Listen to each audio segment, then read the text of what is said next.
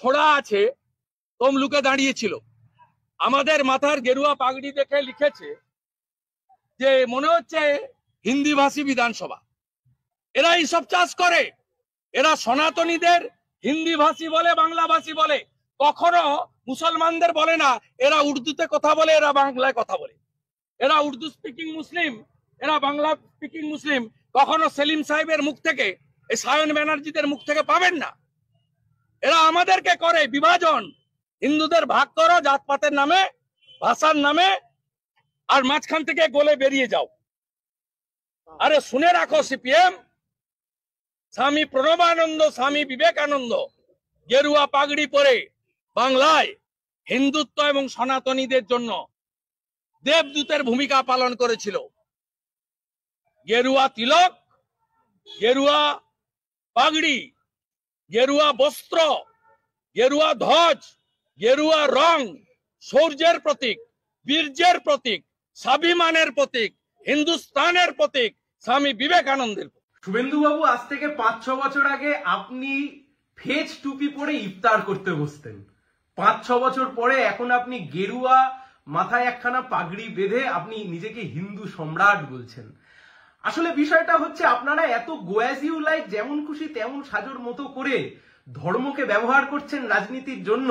তাই জন্য বাংলার মানুষও মাঝে মাঝে কনফিউশনে পড়ে যাচ্ছে। কার সাথে কার তুলনা করছেন? স্বামী বিবেকানন্দের সাথে তুলনা করছেন।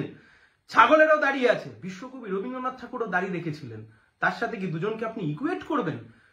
স্বামী বিবেকানন্দ যে কথা বলেছিলেন, জীবে প্রেম করে যেইজন সেজন সেবিছে ঈশ্বর, মানেন আপনারা এই কথা? মানুষে মানুষে জাত দাঙ্গা লাগিয়ে দিচ্ছেন, মানুষে মানুষে ধর্মীয় বিভেদ সৃষ্টি করাচ্ছেন, মানুষে মানুষে ভিড়িয়ে দিচ্ছেন।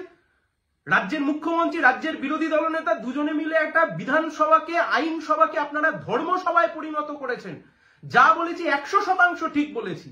একটা গোটা হিন্দি ভাষী অঞ্চলের একটা সংস্কৃতিকে, সেই সংস্কৃতির আগ্রাসন, সেই সংস্কৃতিকে আপনারা বাংলার মধ্যে প্রবেশ করাতে চাইছেন।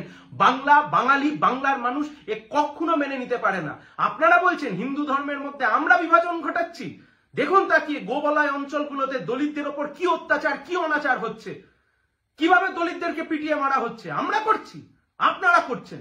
হিন্দুত্বের রাজনীতি আর হিন্দু ধর্ম এই দুই কখনো সমান হতে পারে না। হিন্দুত্বের রাজনীতি করতে গিয়ে, উচ্চ বর্ণের হিন্দুত্বের রাজনীতি করতে গিয়ে গোটা বিজেপি শাসিত হিন্দি বলয়ের অঞ্চলগুলোতে যেভাবে দলিতদের ওপর অত্যাচার হচ্ছে, পারবেন এর দায় নিজেকে অস্বীকার করতে? যতই আপনি চান মূল ইস্যু থেকে রাজনীতিকে ঘুরিয়ে দিতে, আপনি পারবেন না। আপনি বলেছিলেন কালীঘাটের ভাইপোকে জেলের ভাত খাওয়াবো। চোখ খুলে তাকিয়ে দেখুন, কালীঘাটের ভাইপো তো ছেড়ে দিন, কালীঘাটের কাকু আজকে জামিন পেয়ে বাইরে চলে এসছে।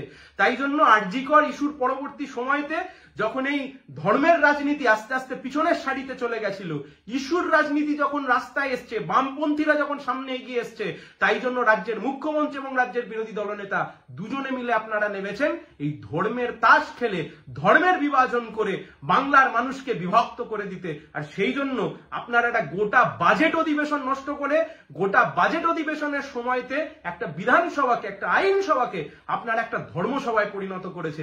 ধিক্কার জানাই আপনাদেরকে।